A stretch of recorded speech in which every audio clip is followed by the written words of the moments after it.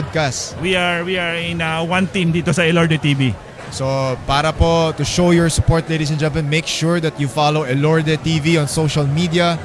Tsaka para rin ma-update kayo, di ba? Para ma-update kayo dun sa mga latest and upcoming local events. Of course, prior to entering the boxing ring, okay, bago po magsimula yung susunod na laban, we would like to thank Robert Hill, Lim Song, VSP Promotions.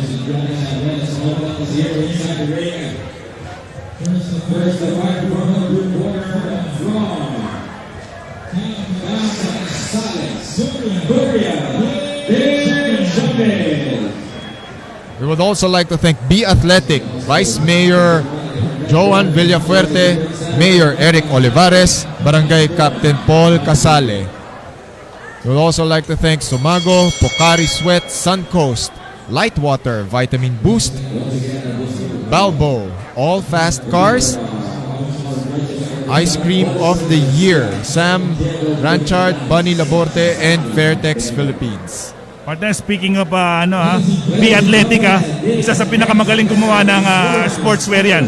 B Athletic of Sir Raul Navarrete. Siyempre. Diba?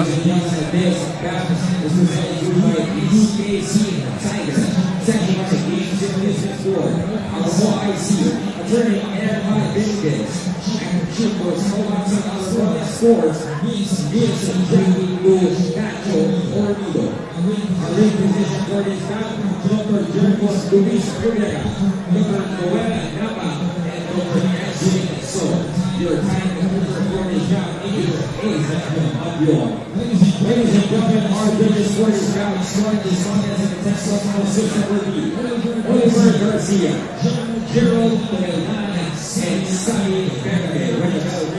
Your referee in charge of the action, ladies and gentlemen, referee Elmer Cosillas. Introducing first, starting out of the blue corner, wearing gray, white, blue, and green. Official weight, 107.6 pounds. This is his professional debut, ladies and gentlemen, representing South Side Service, Noriel De Chavez. And he's one across the lane, fighting out the red corner, white with gold, official weight, 108 pounds. This is also his professional debut, representing Parañaque, ladies and gentlemen, Elorde.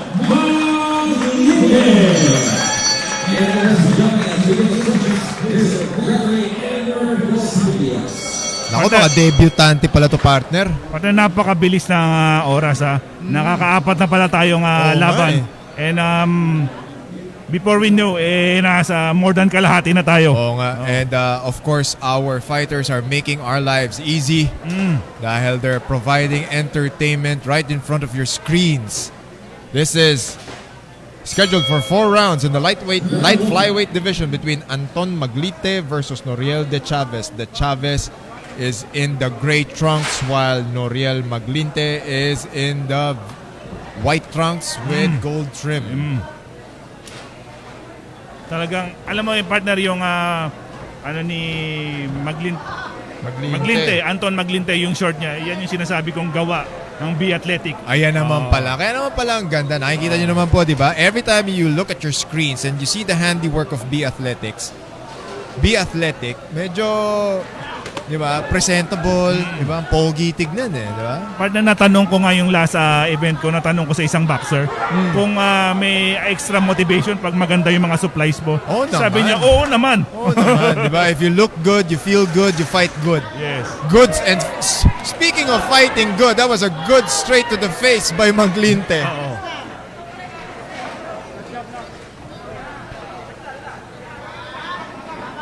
Yun din yung when you look at the sequences of this division, a lot of it is speed and quickness talaga eh. Di ba yung sequences nila, ang bibilis talaga ng bato ng mga suntok.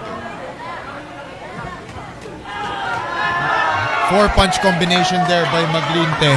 Hindi mo alam kung nasaktan yung kalaban o pinagpaglang niya. Kasi poker face talaga yung kabila. Diba? Chavez. An equally game Chavez here, ladies and gentlemen. Good overhand left by Chavez. So far, Maglinte is landing the cleaner shots, partner. Parang hindi pro debut, partner. No mistake about that. Ang boxing hindi yan laro-laro. It takes a lot of practice to be good. Oo naman.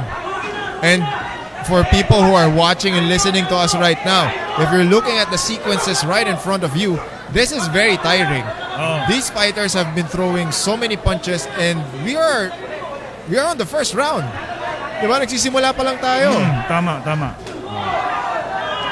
Tsaka partner, medyo malayo tayo sa ring pero naririnig natin yung impact nung gloves sa katawan. Yung sinasabi nga ng mga matanda, lagatok ng suntok. Grabe. Ang lakas sumuntok na itong dalawang to. And as you can see by the size and the build of our fighters, they're very well prepared.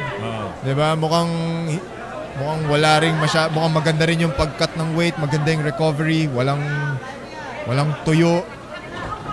Bobbing and weaving is Mr. Chavez. Medyo delikado yung salubong dun sa headbutt. Delikado yun. Final 10 seconds of this round between Anton Maglinte versus Noriel De Chavez.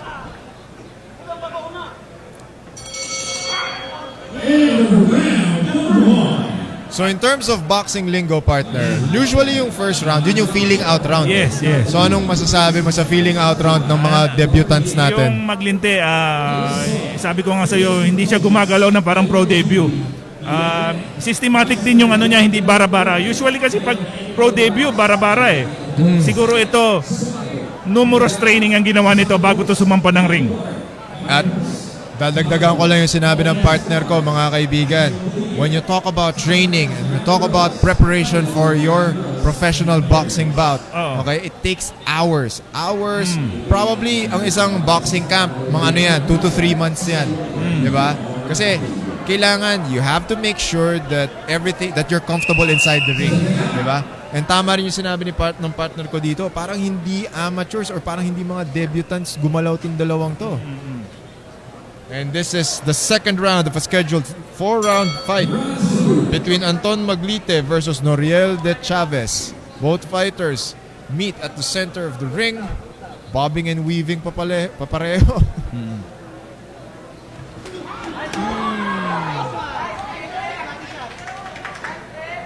Mabanggit ko lang yung partnership natin, pro debut din, partner. Pro debut din po namin to.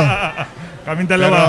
First time namin magsama sa live coverage. Pero pareho po kami nag-i-enjoy. Oo naman. Ang saya na ito, ang saya. We have the best seats in town, ladies and gentlemen.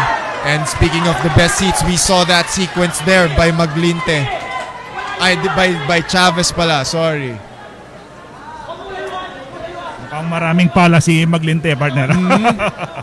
Di ba?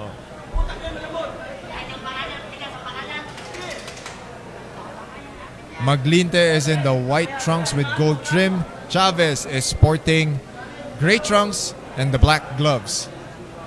Good opening sequence for both boxers. Medyo inihintay ni Chavez yung pagpasok ni Maglinte. Diba? And speaking of clashing of heads, tulad ng sinabi ni Alvin kanina, both fighters have to be wary of that. And winarningan sila ng mga referee natin.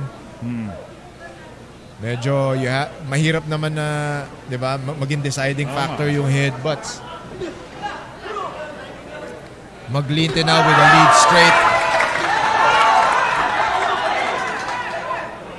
So far, Maglinte is finding success sa counter-punching niya. Hinihintay niya pumasok si Chavez, tapos sasalubungin niya ng hook or ng straight. On Chavez side naman, di ba, like the opening sequence of the second round, pag siguro lalabas sa replay natin yon, nung siya yung lumalapit, he was the guy who's closing the distance. Yun, pumapasok yung mga suntok niya. Hinihintay lang niya maka-counter siya, partner. Both fighters against the ropes. Referee calls for separation and we resume action.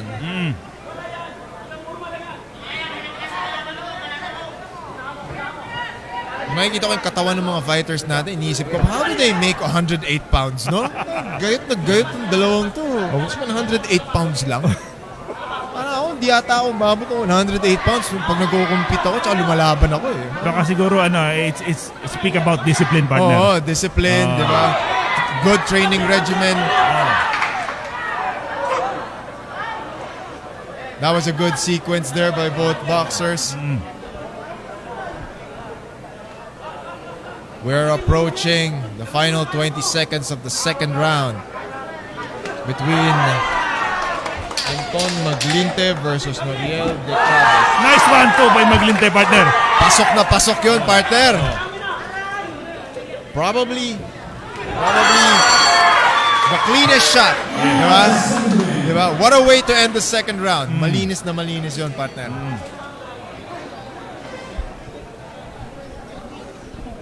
Tignan natin yung handiwork ni Maglinte doon. Bam! Look at that. Parang short stab na uppercut eh. Boom! Overhand, hook, straight. Diba? Yun, pagdating ni si Chavez, every time na siya yung magdidictate ng offense, yun, diba? He tends to lean forward eh. Medyo napapasubo siya eh. Kaya ang ginagawa niya, hinihintay niya na lang pumasok si Maglinte. Yun din yung sinabi ng coaches niya kanina eh. Tsaka partner, meron ding disadvantage yung being counter-puncher. Kung mamamaximize ni Maglinte yung jab niya, mahihirapan yung De Chavez pumasok. Ayun if you're on Maglinte's corner, you would want Chavez to go with that lead straight. Kasi every time na nagli-lead straight si Chavez, the right foot tends to step forward. Every time that you step forward with that right foot, magsusquare up ka. Pinakita natin yan, nakita nyo yan kanina dun sa replay. Nung nag-lead straight si Chavez, hindi niya sinet up ng jab, tumatapak yung right foot niya. Yung right foot niya, pag dumiretso, nag-square up ka, nako, isang uppercut lang ni Maglinte, delikado yun. Partner, shoutout ko lang yung Ariel Alapormina, yung Channel Yes. TV. Nandito siya ngayon. Shoutout sa iyo, kapatid. Maraming salamat sa panonood. Tinamaan yung Maglinte, partner. Tinamaan. Counter. He is now hugging for dear life. Good counter punching there by Chavez. Tulad din nung na-mention ng partner ko kanina, yung counter punching ni Chavez ang medyo plus points niya ngayon. Ayan na naman tayo. Nag-lead straight na naman si Chavez. Tumapak na naman yung kanang paa niya. If you're in Maglinte's corner, you have to be, mapapansin mo yun. Ayun, pumasok na naman. Siguro 2-3 beses na nangyayari kay tinatamaan si Maglinte.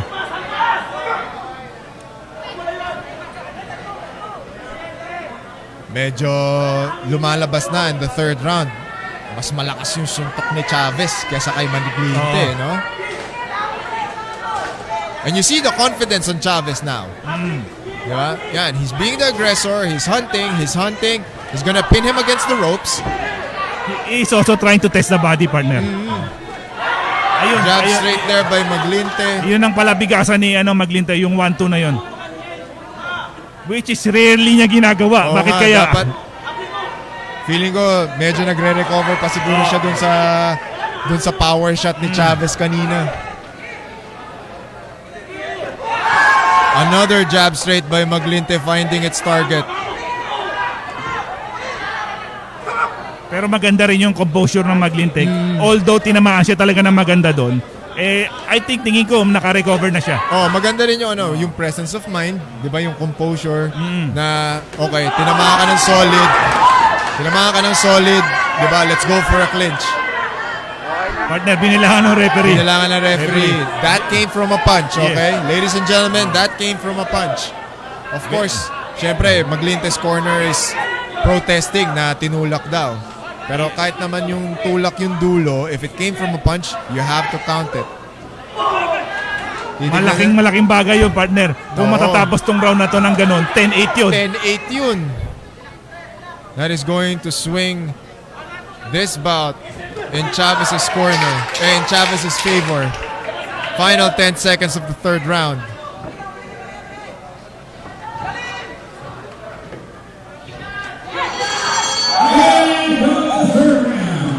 End of the third round of a scheduled 4-round fight between Anton Maglinte versus Noriel De Chavez. Tignan natin to, partner. Ayun, pumapasok naman yung jab straights niya, di ba? Tingnan natin yung knockdown.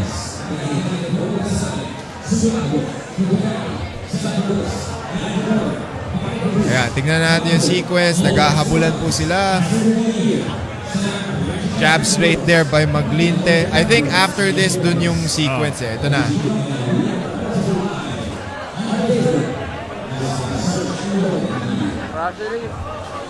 Partner, mukhang Mukhang walang tumama. Mukhang walang tumama. Walang tumama. Mukhang walang tumama. It's a more of a Yan, slight push. it's Tsaka a slight medyo push. nagtanggal yung nila mga paa. Yung mga paa nila. Mukhang buti na lang talaga the beauty of instant replays. Partner, kaklarify ko lang yun ang sa view natin Oo. Walang tumama. Hindi official yun. Hindi po official yun. Of course, everything that will be considered official is determined by the amazing people of the Games and Amusements Board na nakaupo po sa harapan natin. Fourth and final round between Maglinte versus Chavez. That was another good jab straight by Maglinte. Both fighters are banging. Maglinte now breaks the momentum of Chavez via a very timely clinch. Chavez's corner is telling him to push forward. Partner, ganito lang to. Kung nakuha ni Maglinte yung first and second round at nakuha ni Chavez yung third round, ito ang deciding round. Ito ang deciding round.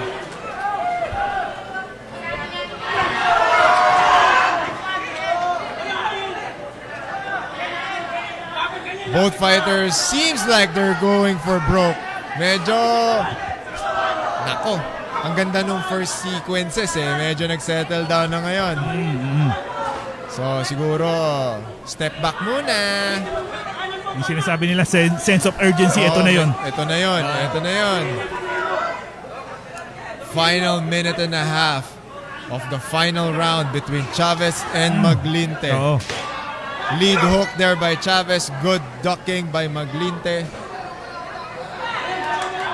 Tingin ko, yung 1 minute ng laban na to, dito magbubuhusan tong dalawa to. Itong dalawa to. Ito na, partner. Tsaka sinasabihan na sila ng mga corner nila. Final minute na, buhos mo na. Nakita mo yung expression ng Maglinte, partner? Sige, pumasok ka. Pasok ka ngayon, di ba?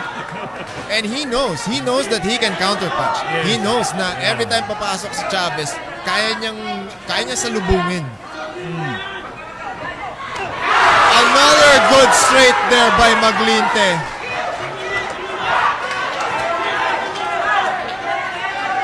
Partner, believe ako sa size crowd dito. Ang ingay. And ito yun wala pa tayo sa main bouts. Wala pa tayo sa main card. Nandito tayo sa preliminary pa lang. Prelims pa lang to. Now Chavez is pushing the action. Now Chavez is moving forward. Maglinte initiates the clinch. Good strategy by Maglinte. Every time na nakaka-momentum si Chavez, he would manage his distance, go inside, and then go for the clinch. Ayan However, final Last 10 seconds, partner. diba? Do you think Maglinte did enough on this round? Mahirap natin masabi yan. Diba? Kasi Chavez is pushing the pace. Yes. Chavez is pushing the action. This is going to be very, very interesting, partner. Alam mo partner, kung merong fight of the day sa preliminary, isang candidate to. Isang candidate to. And mind you, okay, let us remind our viewers who's watching and listening to us live at Elorde TV on Facebook. Yes. Debut nitong dalawang to, partner. Yes. Come to think of it, Come to think of it. pag naka-chunk up na to ng mga few more fights, sigurado both of these fighters So please, will become ladies and gentlemen, become better. remember their names. Remember their names. Anton Maglinte and Noriel De Chavez. Partner, Pro ano debut. lang, makikisuyo lang ako. Binabati ko lang yung Gina Triago de Rapper. Nanonood siya ngayon. Oy, maraming salamat po sa panonood. Para po sa inyo, mga kaibigan. Please, sa tingin nyo po, put everything in the comment section. Sino ang nanalo dito? Is it the fighter from Parañaque via Anton Maglinte or the fighter from Camp Sales, Noriel De Chavez? Ano to? Toss up to, partner. Toss up to? Toss up to. Toss up to? Ayokong tanungin kita, baka mababunta ka sa spotlight. Mahirap. Kaya minsan, ito yung mga laban na ayoko maging judge. Kasi, of course, everything is being deliberated by our people from the Games and Amusements Board. They're all convening, making sure that all the points are tallied properly. Habang hinihintay po natin ang desisyon, maraming salamat po. Speaking of the Games and Amusements Board, headed by attorney Ermar Benitez, which is the OIC of the GAB right now. Miss Jackie Cacho Ornido, acting chief boxing and other combat sports. Our ring physicians, Dr. Jericho Luis Rivera, Dr. Noel Napa, Dr. Angeline So, and our timekeeper, engineer Hazel Matyong. Partner, hardworking men and women of games and amusement board yan. Di ba? So, we are live, ladies and gentlemen, via Elorde TV here at Sucat, Parañaque, Elorde Grand Ballroom. This is Philippine boxing. This is local boxing at its finest. And hindi po kami US-based. Para po sa mga nanonood, hindi po kami US-based. Kami po ay loud and proud Pinoy boxing community members. Let's make it official. Yes. Ladies and gentlemen, after 4 rounds of boxing, we will go to the scorecards. Eto na. Judge Oliver Garcia scores about 38-37. He has it for Noriel De Chavez. Nako, partner. Batangas scores about 38-37. He has it for Anton Maglinde. And Judge General Tonaldan scores about 38-37 for your winner by split decision, Noriel Nako, partner. Winner via split decision is Noriel De Chavez. Your thoughts, partner? Siguro deciding factor doon yung knockdown.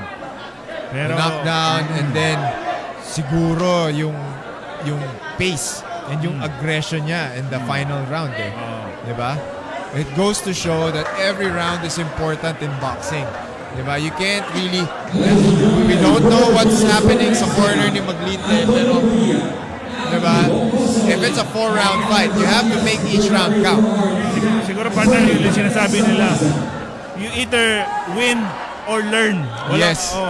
Pareho pa That is naman true. silang pro debut. Pro pwede debut. Pwede pang improve. Good things to come to, no? Good things to come to, partner. So that is your winner via split decision, Noriel De Chavez.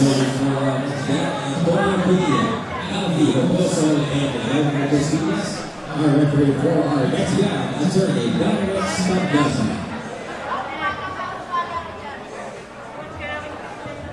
And you are watching the highlights of the previous bout. Winner via split decision is Noriel De Chavez against Anton Maglinte. Noriel De Chavez wins his pro debut.